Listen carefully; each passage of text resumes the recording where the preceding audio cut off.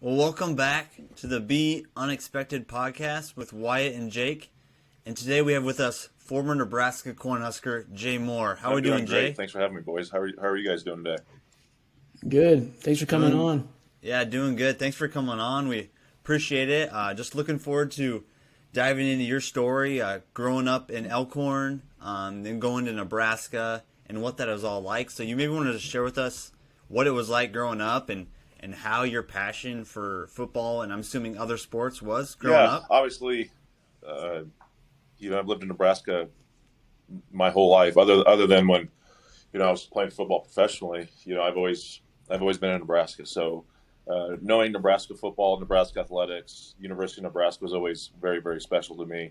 Obviously, everyone in my family were huge supporters. You didn't miss a Saturday afternoon or evening when Nebraska was playing. It's kind of like how it is. It's almost like religion here. And but growing up, it was a kid that loved to play sports.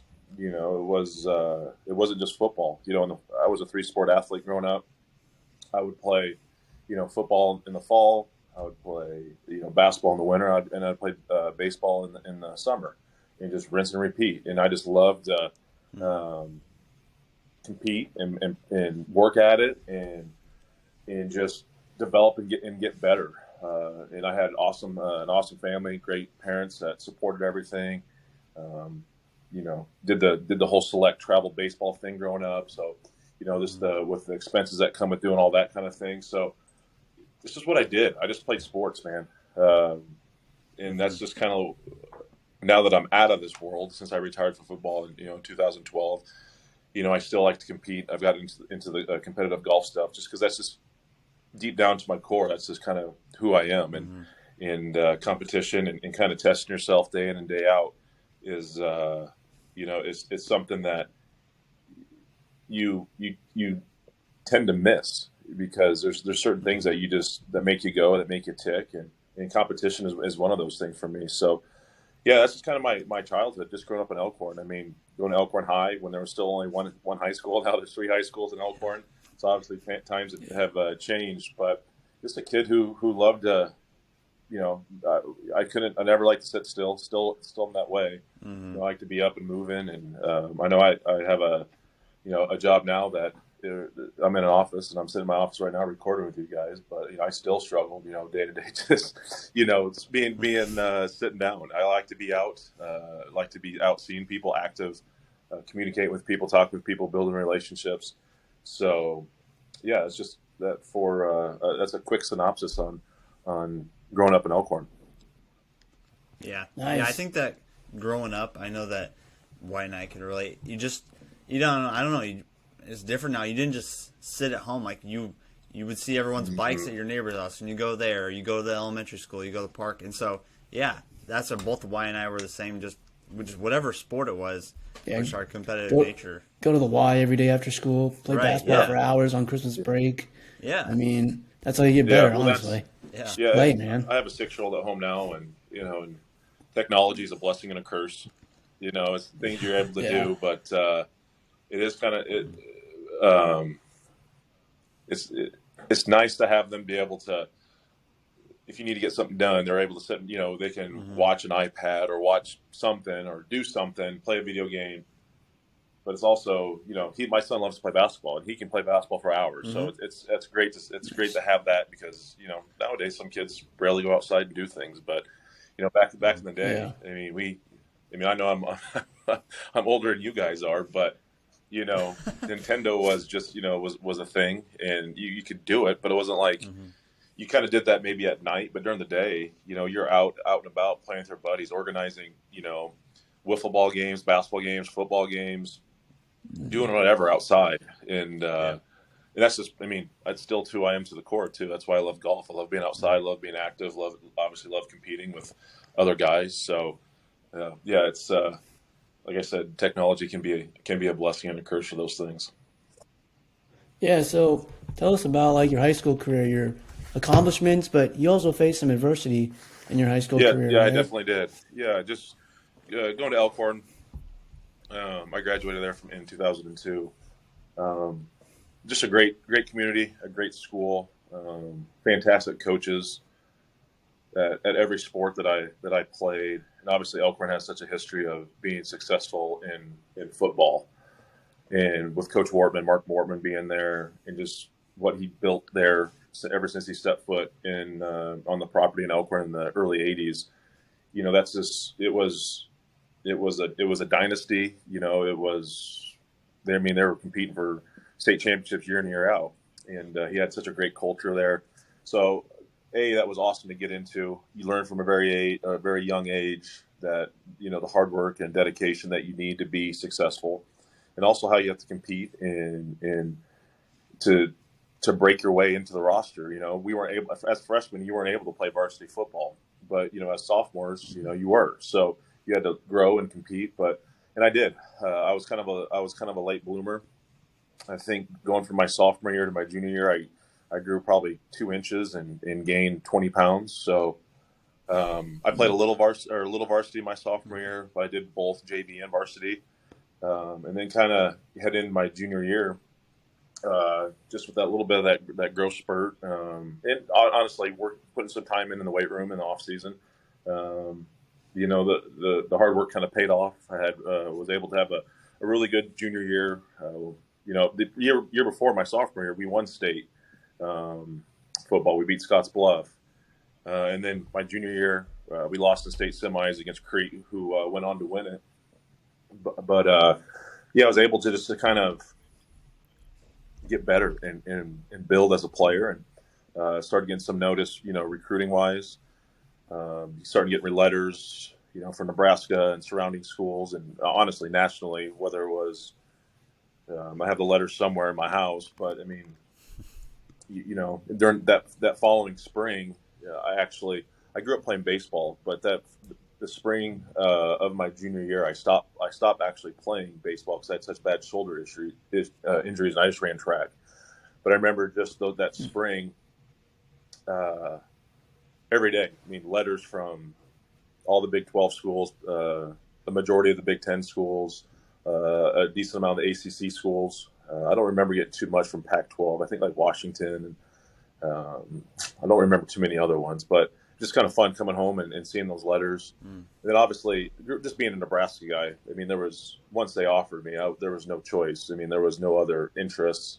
So going into my senior year, I went to their camp during the summer, and obviously had a pretty good camp. And they offered me, I want to say maybe that June or July. I'm pretty sure it was June.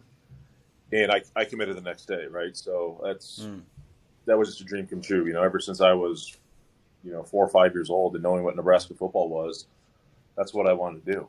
And then all of a sudden it was a realization that it happened. So just a fantastic memory, and just for not only myself but my family, and just have that sort of accomplishment. And then obviously going into my senior year, once you've kind of committed to play football at Nebraska and you're an in-state athlete, there's obviously a lot of attention and eyes are on you, and rightfully so. But continue to work hard and try to become a better football player and a better person, and try doing my best. But you mentioned adversity, but our 5th game in my senior year, we were playing Roncalli, and I just got hit perfectly on the knee when I was making a cut. I played running back and defensive end in high school, and ended up tearing my ACL, my ACL and MCL, my senior year of high school. So obviously a huge, kick to the stomach there when you're not only your senior year, you're trying to. We were the best team in Class B that year. I would like to think we would went on to win the state championship. We lost to Crete again in the state semis, but obviously that was tough to deal with, and it made you realize how much the game meant to you, and when it's taken away from you. There were some tough moments, and emotionally, and just going through rehab and doing those things. And not only wasn't I not able to finish out my season with my teammates and and some of my best friends, but I wasn't able to play basketball my senior year. Loved playing basketball. Was going to have a pretty good team my senior year in basketball. Wasn't able to do that, and so you just had to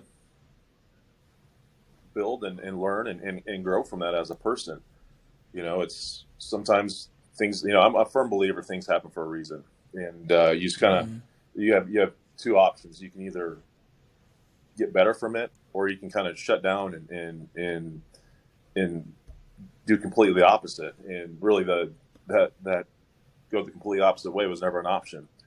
So it was, and I was fortunate enough that Nebraska obviously still, honored my scholarship. Some schools in that situation might have said, hey Jay, we know you had this issue. We're going to pull your scholarship because we don't, that was never an issue with Nebraska. So that was great. Coach Solich, never thought about doing that. So I run into that, and then it set me back a little bit, but I was still able to rehab, and I was probably fully rehabbed about 5 months. It's usually a 6-month process, but I got as good to go in 5 months. I was still able to play in the Nebraska Shrine Bowl that summer, and had an awesome experience doing that. Made a lot of good friends doing that, and then boom, then all of a sudden I'm enrolled at University of Nebraska my freshman year back in it's fall of 2002, and all bright-eyed and bushy-tailed, but that was that was a big learning curve for me once I stepped foot on campus at Nebraska. Yeah. So talk about a little bit. So in high school, I broke my femur, and it's just a long process. So just talk about your mindset as an 18-year-old kid. Okay, you're one of the best players in the state. You're going to Nebraska. You have all these offers. Was it like, how did you? I mean, were there tough days, but then was it just like, all right, my end goal is to be ready by the fall? Is that how you kind of got through that tough time? Yeah, it's just, again,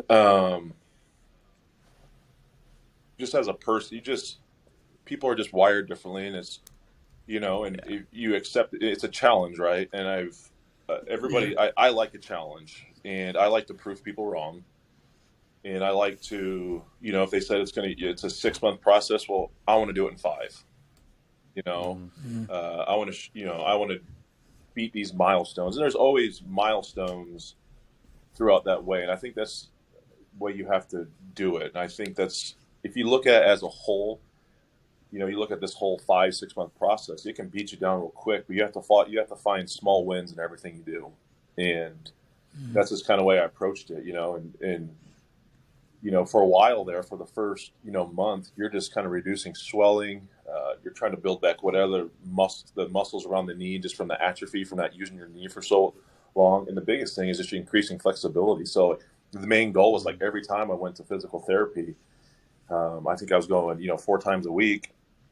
It was just increasing that range of motion by an inch, 2 inches, 3 inches, whatever it may be. Yeah. And then just finding wins every day, and just finding those small wins in something. All of a sudden, you keep creeping on those small wins, and all of a sudden you get the big one. And then, then you can build from that. So that's just the approach. And I just think it's an awesome approach for everything you do. And, if you focus on, man, how am I going to, you can get overwhelmed pretty easily with some things that your people are dealt, but you just kind of have to step back from it. And all right, you put a kind of a mental plan together, but just finding those small wins that help to keep you going and keep you going forward, because you can like I said, you can get overwhelmed rather quickly if you just keep looking down the road and, oh my gosh, it's, I'm only on week 3 of this 6-month process. It's like, no, you can't think about it like that. You just have to, all right, I'm going to do what I can today and keep building on that, increase flexibility, whatever it is,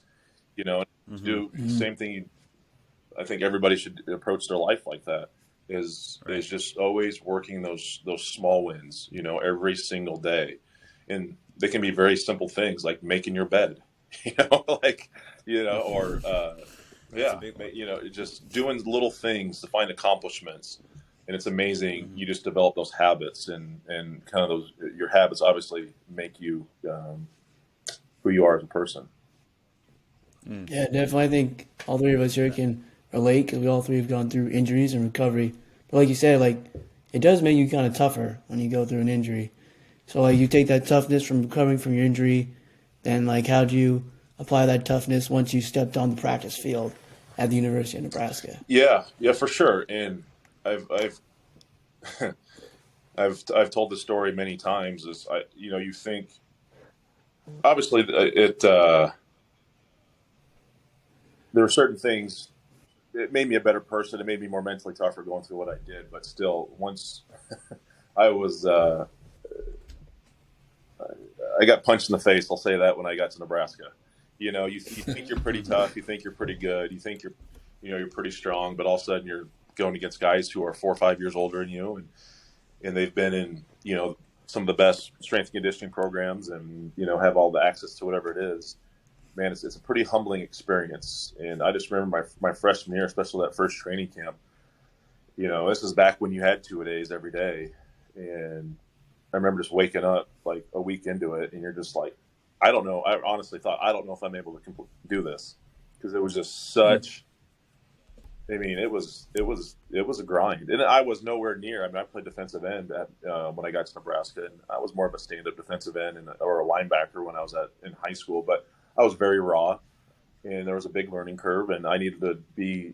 Technique was not where it needed to be, and just hard. It's hard when you have high expectations for yourself, and you get there and you're just like, man, I am so far away.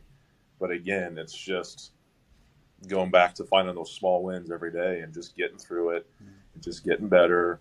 But it was a very eye-opening experience, the college classwork and just being an adult, and kind of being on your own, and being a college athlete is a huge commitment, and it takes time. It takes time to learn it and develop it, and finding what works for you, and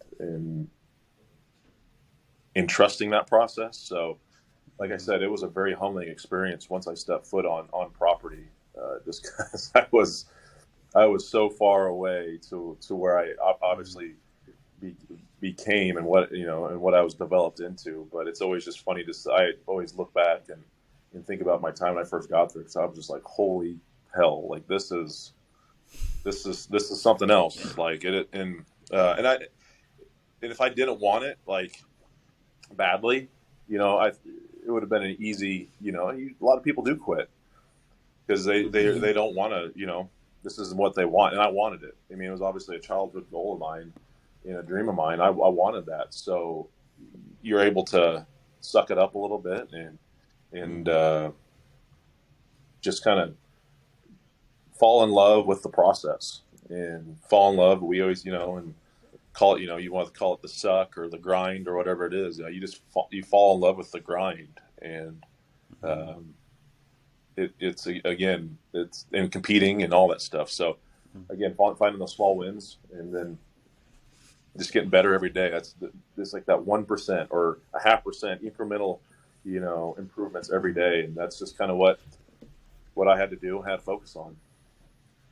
Yeah, little by little. Yep. So when you were there, you got recruited by Coach Solich, and then when did the coaching change? So he left in 2003, or in 2003? Yeah, correct. And then Callahan came? Yeah. Okay. So Frank left, or he didn't leave. He was fired. Yeah. He was fired in 2003, and still one of the worst decisions, I think, in Nebraska football history, in my opinion. But and it's kind of, we've gone down this wormhole of coaching hires and fires that we've been on for the last, call it almost 2 decades now. But once Bill stepped in, I mean, Bill was a hard worker. I think he gets the knock a lot of times because he wasn't a Nebraska guy. He, brought in this West Coast offense, but Bill was a grinder. He worked as hard, and I think he had the right mentality, the right ideas. I don't know if he had the right support staff around him, and I don't know if he had the right mentality to coach college kids. I definitely think he's more geared towards the NFL mindset. But Bill was a grinder. He worked hard. I mean, he slept in the office, but it was in a way, it was a great opportunity for me because I had, I redshirted my freshman year. My sophomore year in 2003, I did not play. Still was spending majority of my time on scout team, developing, learning, and honestly, I needed it.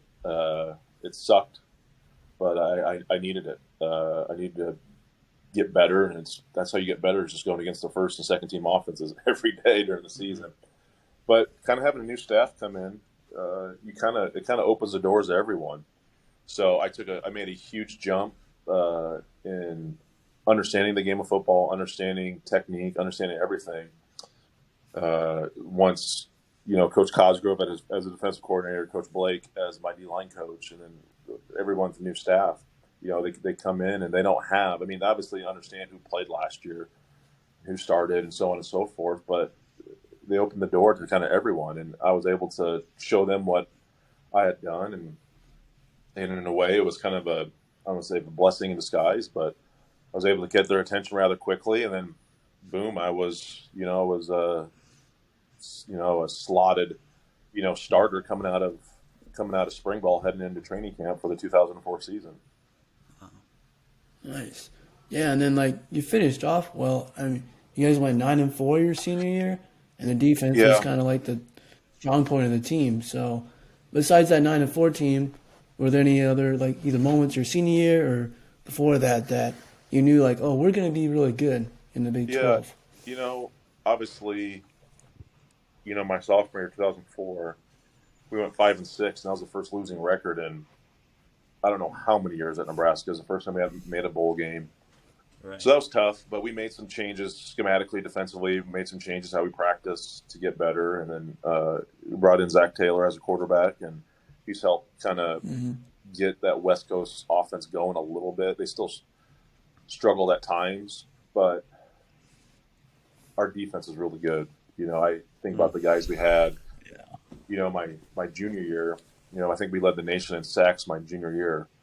But, myself, Lakeith Smith, Titus Adams, Adam Carricker, Stu Bradley, Corey McEwen, Daniel Bullocks, Bo Rude, Lance Brandenburg, Adam Ickes, Steve Octavian, Barry Cryer, Ola Daganduro, all these guys who are really, really good football players. And that's, and that's a tip of the cap to, Coach Callahan. They did recruit very, very well, and they did get some guys from the JUCO ranks that helped contribute as well. So we were good. We were really, really good. And, we beat Michigan. I think we finished 7-5 overall, 8-5. I know we beat Michigan in the Alamo Bowl my junior year. Just a great game. Everyone remembers that last play. Yeah. The last play, Mike Hart. Yeah. So do that, and you're like, okay. Kind of end the season on a high note. We beat Colorado in Colorado my junior year as well, when Colorado was one of the best teams in the Big 12, and we beat them handily 33. So we're able to kind of parlay those last couple wins into success into my senior year. And we did. I don't know if we ever we knew we were going to be good, but we should have been better. There were some games that we should have won. I know we played USC my senior year at USC. They were a really good football team. I don't know if we could have got that game, but we dropped games against Texas. That game was won. Dropped games against Oklahoma State. That game should have been won. Dropped game, losing to Oklahoma in the Big 12 championship that year. The defense again played really, really well. We just got no help from the offense, and then losing to Auburn in the Cotton Bowl. My senior year as well. So again, defense played really, really good. I think we lost 14-10. And Auburn, I think Auburn played in the SEC championship game that year. So obviously they knew how to move the football. So our defense was great. We had, all the guys that played in the NFL. Adam was a first rounder. I was a 4th round pick. Stu Bradley was a 3rd round pick. I know I'm missing probably other people that got shots at camps. And Ndamukong Suh was on the team, but he didn't play that much. He played a backup role. Yeah. Wow. He came in and he probably played, I don't know, 25 to 30 snaps a game. He wasn't a starter. Barry Cryer and Ola Daganduro were the starters. They came out of JUCO, and so they. There was plenty of talent there. We played well. We played well within our system, and we stopped the run and got after the quarterback, and we kind of knew what we had to do. And and this is kind of a time before the spread offenses got going to what we kind of know what everyone does now in college football. We played Texas Tech, and that was kind of their deal was running the spread, and not too many teams. The other teams are still pretty much pro style, football where they're running 21, 22, personnel or 10, whatever it is, and run the ball first, and then maybe throw the ball on third and long. Times have definitely changed a lot Right. since then, where it's probably more, teams are probably more 70-30, run pass, maybe 60-40. Now it's completely flipped. Teams are a lot of times 70-30 pass to run nowadays. Just the way the game evolved. Just it's more basketball and grass. Yep. So transitioning out of all of that, all the great memories at Nebraska. So like last game, you're like, all right, I'm gonna get drafted. Did you say you got drafted in the 4th round? What's that process even like? So do you, like in 06 or 07, do you hire an agent, or do you just go right to somewhere warm to start training, or how's that even? Yeah, I wish I went somewhere warm. Lincoln, Nebraska. During kind of the summer leading up to my senior season, I was meeting with agents. You're allowed to meet with agents. Call them. You don't meet with them during the season of your senior year just because you just don't have time to. But you're having phone conversations, and I had a guy in mind and picked him. So literally, they were out of their offices were in downtown Manhattan on like dang near 6th Avenue. So and they had my agent was representing Fabian Washington and Demario Williams as well. So he had some history with Nebraska, and so I was able to kind of lean on those two guys to get a feel for Brian Mackler was my agent's name, and their agent's name as well. So literally when we got done playing Auburn on January 1st of 2007, I flew back with the team, got my stuff out of our townhome and where we were living. I was living with Stu Bradley and Zach Taylor at the time, and went to Omaha, and I was on a flight for New Jersey the next day to start training.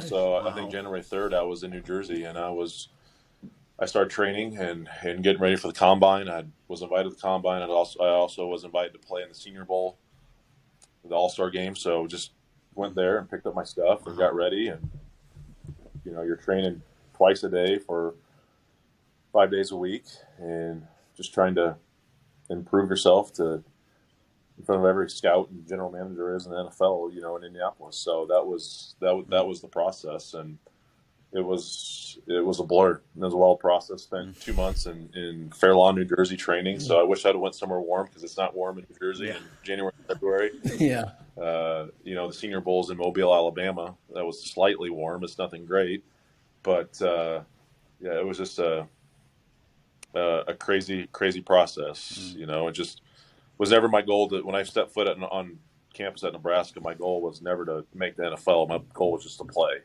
and contribute, and make a difference in the football program. But luckily enough, I was able to get better every year and develop into a good player, to where San Francisco 49ers were willing to take a chance on me. In the 4th round, I think pick 103 or 104 in 2007. So, like, when you made the NFL, talk about how hard it is to stay in the NFL. Because, like, you played, you made it, you're part of the 1% that get to play pro sports. Like, kids think, like, oh, you're going to play for, like, 10, 20, you're going to be Tom Brady, play forever. But, it's hard to play pro sports. And just talk about the process or the grind you went through to just try to make it in the NFL every day. It's hard, Once you step foot in the facility, kind of the rule of thumb in the NFL is they're always looking to replace you with someone else. They're always looking to replace you with someone cheaper, because you got to stay within their salary caps, and they're always trying to find someone else that's younger and can do it better for cheaper. It's a business.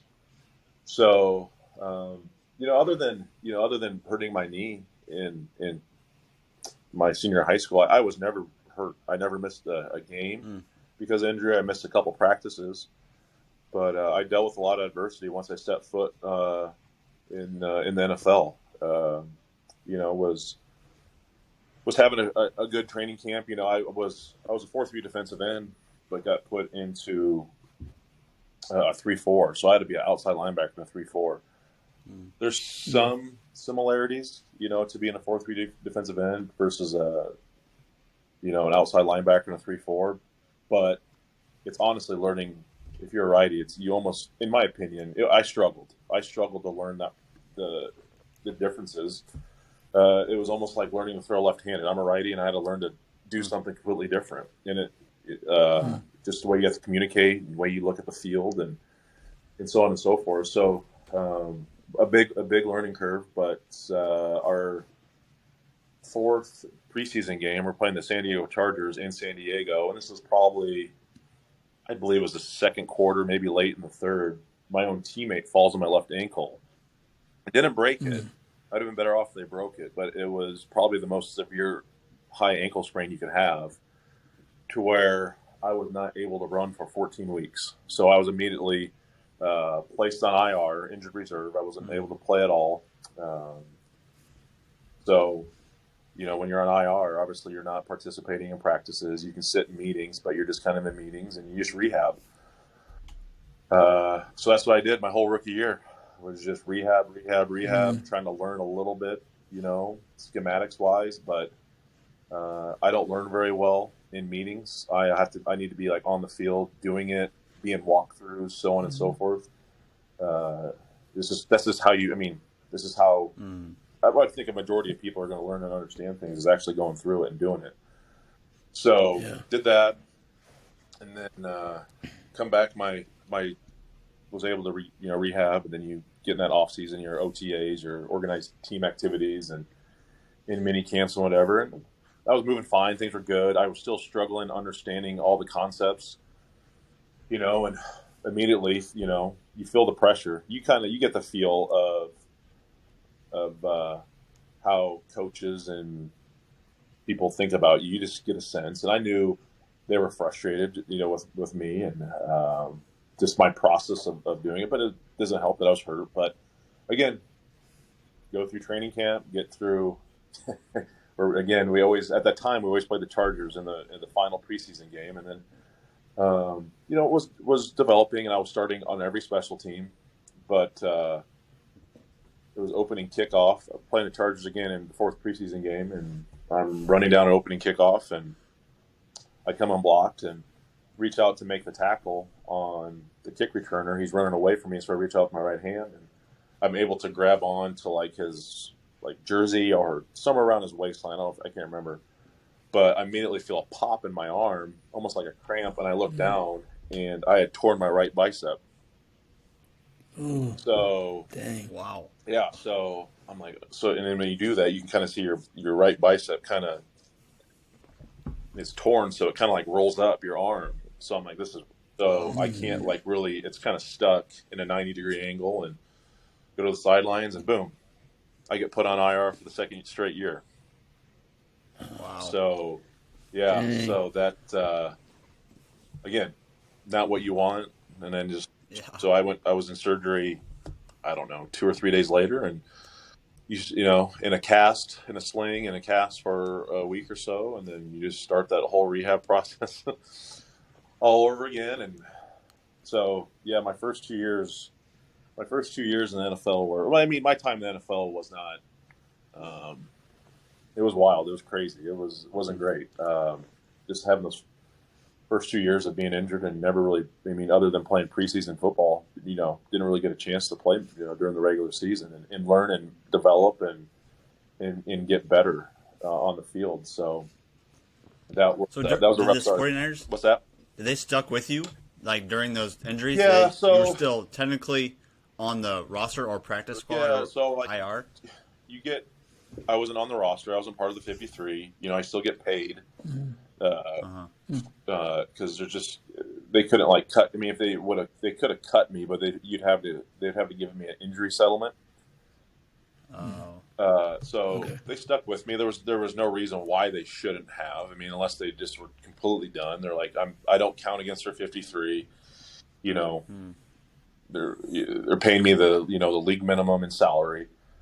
So it was nothing to them, but going into my third year with the 49ers, again, I having a really good camp, a really, really good camp. Ended up getting I think I tweaked my groin.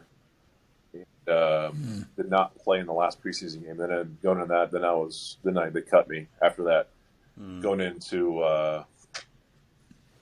my that third year of training camp. So after that, they were ready to move on, and rightfully so, just because I hadn't really done anything for him. I was always hurt, and that's just once you kind of hurt, you get labeled as a guy that's always injured, and it's a tough kind of deal to work through. But I bounced around to a couple other teams, but it's just got off to a wrong start. Early in your career, you need to be healthy, and you got to play, and you got to kind of develop some street cred with the league that says this dude can.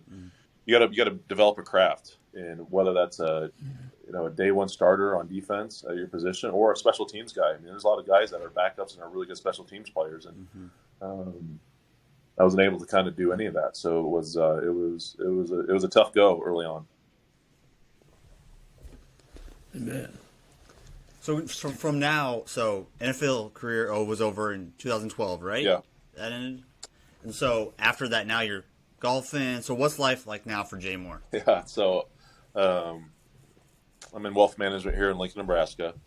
I when I retired from football in 2012, I'd got into the business of wealth management, but it wasn't the wrong job. It was just the wrong time. Just being football for so long, just kind of being thrown into the corporate world was a little eye-opening for myself.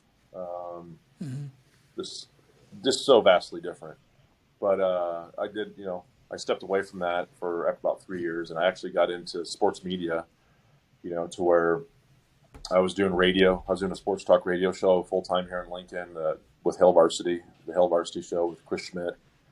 Did that, and then I had my own podcast for a while, the More To It podcast. Did that for a year, and that was kind of going on during COVID. It was kind of nice once to have something to do. Obviously, still do a lot of radio stuff with Hail Varsity, and then do Bigger Wrap Up every Tuesday night during the season. So that's still great. But then I recently got back into wealth management. I've had friends in the business and talked me to get back into it, and it's been a great opportunity. And the firm I'm with is fantastic, and good people to be a part of and learn from and build on. And so it's been good. We're just still here in Lincoln, Nebraska, and working. And then in my meantime, I got a 6-year-old at home, so he's getting into sports and doing stuff with him. And then when I'm not working and doing stuff with Maverick, my 6-year-old, I'm playing golf. And competing and trying to get better at that, because that's something I love always working on something to get better at, and that's whether that's in the gym working out, or my workouts now are surrounded on my golf game and trying to become more flexible and doing all these things and stronger in certain ways that are vastly different than what you need for football, and competing and chipping and putting and hitting balls and playing and practicing and trying to compete nationally and locally here in the state. It's been an awesome. And if I don't know if I didn't have golf, I don't know what the hell I would do. I honestly don't, just because it's helped replace football. The transition out of football wasn't easy for me, I'll say that, but having the game of golf has helped replace that void that football had for me for a very long time. Yeah, I bet just being competitive, and it's nice to find something else that you can compete in. One last thing. So, if you were to tell your son or just any kid about, facing adversity, what advice would you give them when, because adversity just doesn't come in sports, it comes in everything in life. So what would you tell kids today? It's the process. If it was easy, everyone would do it. Adversity makes you stronger. It makes you a better person. Yeah. But I think, people view it as just always a steady, a straight line. In my world, in the financial world, right, you see this how the markets work, and you're going to have down times. You're going to have times where you're going up, you're on an upward trajectory, but then all of a sudden, boom, you dip. And that's whether from an injury or something happens to a family member or just something that's just part of it. The learning curve or something like that, that's part of it. But boom, you bounce out of that, and all of a sudden you're able to, project even higher from that. So I think it's just part of it, part of life. Yeah. What's the saying? I've hard times, or excuse me, soft times create soft men, hard times create hard men. Oh yeah, So definitely. I could imagine it'd be nice. It's nice to think about. Oh man, stress-free life. Nothing happens to you. Nothing. You got it easy. But it's just not. That's not realistic. Yeah. It's the way you approach it, right? And it's just having perspective on it, and you just got to deal with it and grind through. There are good days and bad days. You guys got to get through them and find those small wins, right? Always try to find those small wins, and then when those instances happen, the adversity happens to you, man, the times you learn from it, it's like, oh man, I've dealt with this already before. This is no big deal, right? So it's just, I think perspective and just finding those small wins are the biggest key in dealing with life in general, because life's hard. Life is not easy. It wasn't meant to be easy. And life's a hard process, and I still deal with everyone does every day that pops up. You're like, God dang, this sucks, but it's like it's part of the deal. Everyone has to deal with it. Yeah. I think that one thing we always want to do, and even like my injury, Wyatt's stuff, and your injury, what did you just want to get through it, and so you really leaned into embracing getting better and better each day. So we appreciate it, Jay. Thanks for joining us on the podcast today, and we're looking forward to what's in store, and also what's in store for Nebraska football going forward. Thanks for having me, guys. It's always fun to chit chat and just talk about adversity and dealing with life, right? But I hope for everyone and for all our sanity, right, that Nebraska football is in a better spot. And we're going up on that upward trajectory once. It feels like we've kind of been in the steady descending, So hopefully, Coach Rule, and I believe so. I think the energy program going forward is in a better spot, and but we'll see. We'll see here on August 30th or 31st when we go up to Minnesota to play on Thursday night. So very true, exciting. So thanks, Jay. Yep, you got it. Thanks, boys. Thanks, Jay.